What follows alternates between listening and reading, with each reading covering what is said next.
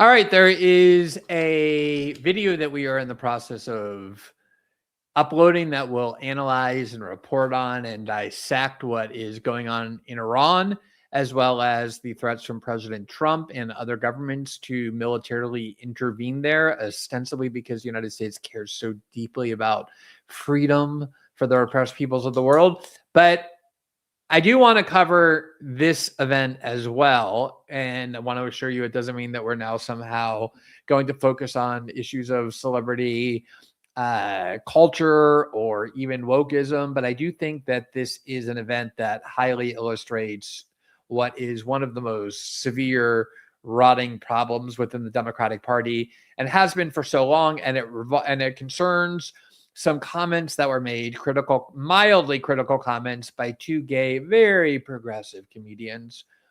Very progressive. They care a lot. They're good allies. But they made some comments about the prospects of Jasmine Crockett and her inability, in their view, to win the Senate race that she is now running for in Texas, and encouraged liberals not to donate money to them because it would be a waste of money. And this prompted all sorts of outbursts about how they were racist and misogynist, and even this term I hadn't previously heard before, which is misogynoir, which is a very specific term invented by a Northwestern queer professor in 2008 to specifically refer to prejudice and bigotry against Black women in particular. That's the way that you innovate in academia, as you invent new ways of describing particular kinds of bigotry. And this is the reason why I'm interested in this, is because this has been something that has been plaguing the Democratic Party for a long time, this kind of identity politics, which morphed into wokeism, that is still very much alive, as these events demonstrate. And I think until the Democratic Party and American liberalism free themselves in a very aggressive way, declares themselves unwilling to be captured by this, the greatest problems in the Democratic Party will, which is basically that they stand for nothing, they're completely vapid and empty, will continue to fester. Now, I think most people understand that there has been this model or view or mindset in the Democratic Party that if you criticize a Black Democrat, it means you're a racist. If you criticize a female Democratic leader, it means you're a misogynist, et cetera, et cetera. And I just want to remind people, because I think a lot of people have forgotten this, maybe some people don't remember this history, that this actually really first emerged in full force back in 2008, when you had the single most vicious, protracted political war that we've seen in the last, say, 30 years, which was the primary fight between Barack Obama, who was a Democratic senator from Illinois on the one hand, and Hillary Clinton, who was a senator from New York, and of course, a former first lady on the other. It was one of the ugliest, most vicious political wars I had ever seen. And a big part of it was that the Clinton campaign was calling Obama supporters, constantly accusing them of hating women and being misogynistic, and the Obama campaign and Obama supporters were constantly accusing Clinton and her supporters of being racist. So just to remind you, here is a article, and this again is 2008, just to show you how far back this goes. It's written by the feminist writer Rebecca Traister in Salon. I was actually at Salon at the time, and there you see the headline, "Hey, Obama boys, back off already." And the subheadline was, "Young women are growing increasingly frustrated with the fanatical support of Barack and the gleeful bashing of Hillary." So she's supporting to speak on behalf of young women in general who were angry that people were criticizing Hillary Clinton, and obviously strongly implying, and the article goes on to be explicit, that a lot of that, if not most of it, is coming from a place of misogyny.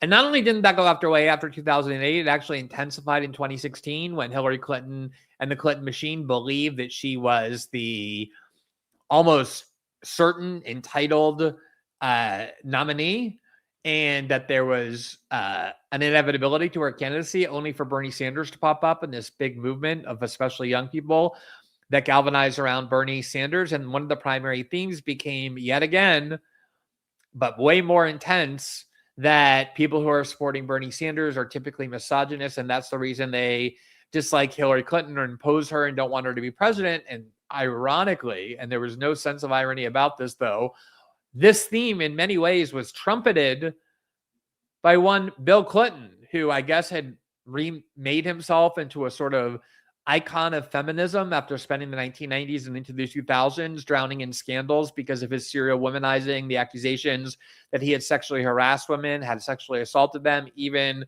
raped them, was still in good standing in the Democratic Party, was by Hillary's side. And it was Bill Clinton who decided to trumpet these ideas that people who supported Bernie Sanders, who were called Bernie bros, even though a huge number of them were women, left-wing and liberal women, that they were sexist. And there you see this Christian Science Monitor article from 2016. Here's why Bill Clinton is attacking, quote, sexist Bernie bros. The former U.S. president's acerbic defense of his wife was not unprovoked, but it also points to a deeper frustration within the Clinton camp, namely that they believe the only reason why anybody wouldn't immediately rally around and acclimate Hillary Clinton as the nominee and the president, there's only one reason, couldn't be that you oppose her warmongering, her corporatism, her establishment hackery. No, it's because she's a woman and and therefore opposition to her was based on misogyny. It built in 2008 and went into 2016. And as I said, it also came in the other direction from the Obama camp. If you didn't support Obama, if you supported Hillary, it was because you were a racist. You didn't want to see a black president ascend to the White House and the Oval Office. And even in 2016, here you see a particularly hacky Democratic partisan writer named Ryan Cooper writing in the liberal journal American The Week. And he says Hillary Clinton needs to address the racist undertones of her 2008 campaign. Clinton wasn't exactly a champion of racial justice in her primary battle against Barack Obama. So this has been building in Democratic Party politics, liberal politics. It's identity politics that morphed into more extreme forms of wokeism in 2018 and 2020. Where every Republican, every conservative, anyone opposed to the Democratic Party was automatically a white supremacist, a misogynist. Nobody wants to be involved in a movement that uses those incredibly manipulative tactics. Very similar to how Israel supporters, ironically, who spent years claiming to oppose wokeism, now use the same exact tactic and accuse anybody who's opposed to Israel or who criticizes Israel of being anti-Semitic. Just like liberals and Democrats drained the terms of racism and misogyny through their blatant manipulation and cynical overuse, so too is the term anti-Semitism going through a similar process, but it still is very much alive in the Democratic Party. And if you had any doubts about that, the emergence of Jasmine Crockett as some kind of political star of the Democratic Party, even though she's an absurd, ridiculous figure who believes in nothing. Her only skill is creating these kind of Bravo drama moments on cable TV and talking in a very aggressive and denunciatory way about Donald Trump. But she's, you ask Democrat, what does Jasmine Crockett stand for? They can't tell you, in part because she doesn't stand for anything, and in part to the extent she does, her voting record is supporting Wall Street, protecting banks, funding Israel, defunding UNRWA, on the grounds that it's anti-Semitic. A lot of people think the Congressional Black Caucus is some radical left-wing group. They long have been a very kind of establishment group. They're funded by corporate PACs. They often use racism as a tool to help corporations. That's a big tactic of Al Sharpton.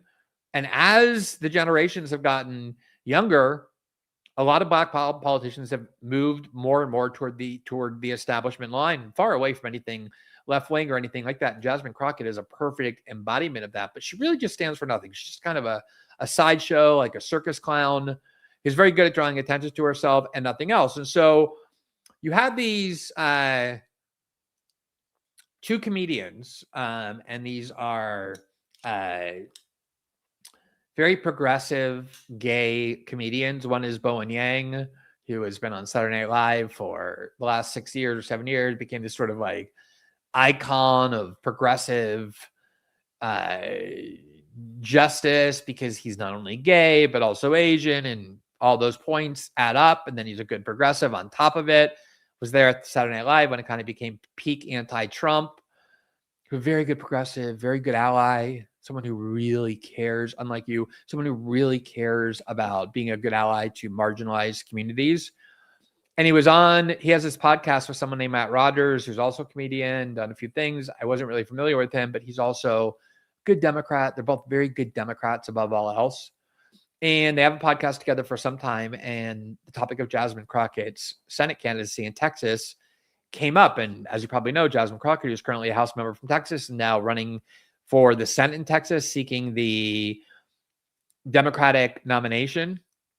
She has an opponent who's sort of young and trying to be this kind of evangelical, very humanist sort of Democrat, like religious but humanist, putting everything into like kind of religious and moral terms. But he's a white male, and so there's already that identity politics factor when weighed against Jasmine Crockett. But she immediately became the front runner as soon as she announced she's ahead in the polls by 10, 15 points, even though he's been running for quite a while. And so here's the conversation, which threatened to be a career conversation and a career-ending conversation for both, where they talk about Jasmine Crockett. Jasmine Crockett thing.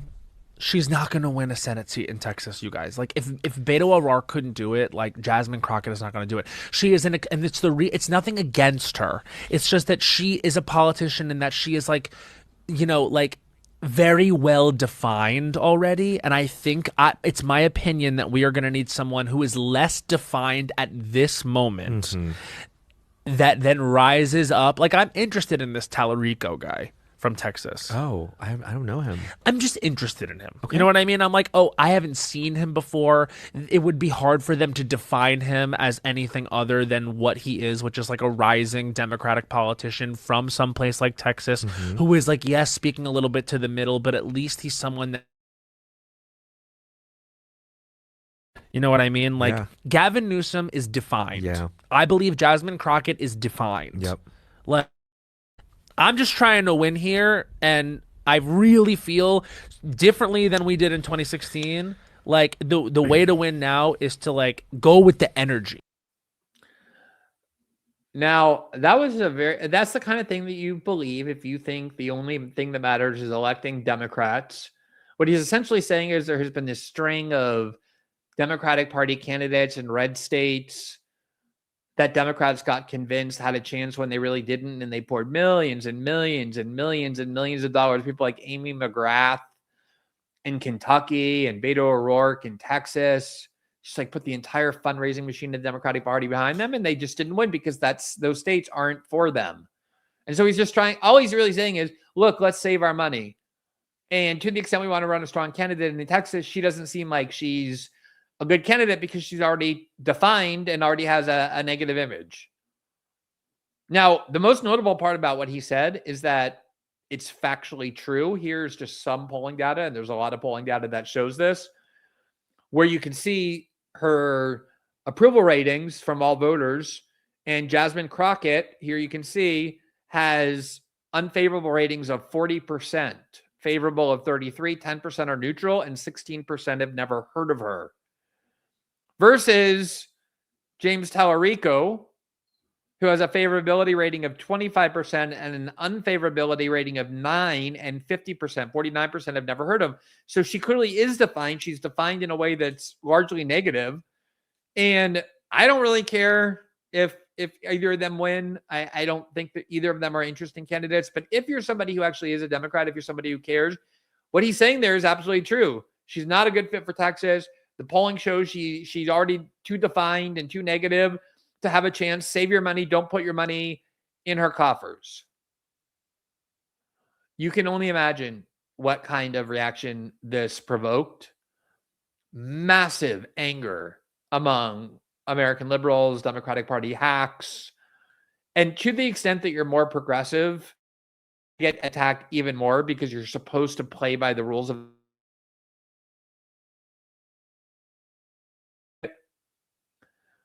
and all over social media, but even beyond that, because these are not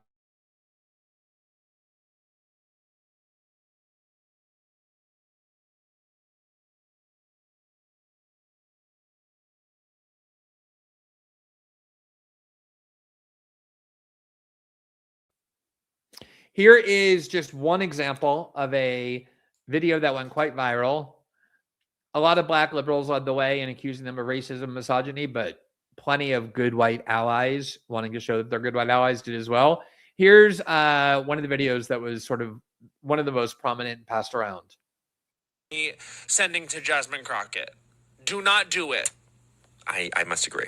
So, we're loud and wrong today, and trafficking in misogynoir? Because telling people not to support Jasmine Crockett and admitting you don't even know the alternative is ignorance, period. She is a politician in that she is like, very well defined already. And I think it's my opinion that we are going to need someone who is less defined at this moment that then rises up. Like, I'm interested in this Tallarico guy from Texas. Oh, I don't know him. I'm just interested in him. Okay. Let's get into it. Calling a black woman too well defined is code. It's a dog whistle. It's misogynoir. It's you saying she's too black. We hear it. We are done pretending we don't. The money lecture is nasty. Policing people how they spend their hard-earned money is arrogance. Jasmine Crockett is doing the work. Holding truth to power. Holding the line. Showing receipts. But I guess that visibility makes certain people uncomfortable. She's not going to win a Senate seat in Texas, you guys. Like, if Beto O'Rourke couldn't do it, like... All right, it goes on and on like that. It actually gets worse and worse, but I there's only so much it can endure for your benefit. But that was not some video that just I nitpicked, that came from sort of obscure. This went viral. So many of these went viral. And not surprisingly, both of them, this Matt Rogers person who said it, Bowen Yang, who committed the crime of agreeing, have now been spending their time apologizing, taking loyalty oaths to Jasmine Crockett. Like this, I know a lot of people think these kind of like woke rituals died in 2021, 2022, when people started realizing they haven't. Not within left liberal politics, not within Democratic Party partisan politics. This is still the tactic of choice. So here is their kind of joint statement that they posted on Instagram. This is the statement from Matt Rogers, which was reposted by Bowen Yang. And this is what he says. Hi, everybody.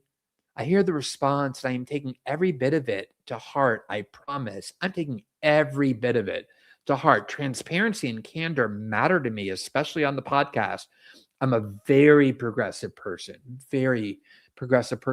who cares deeply about winning these elections. And my phrasing was not right. I will be more thoughtful.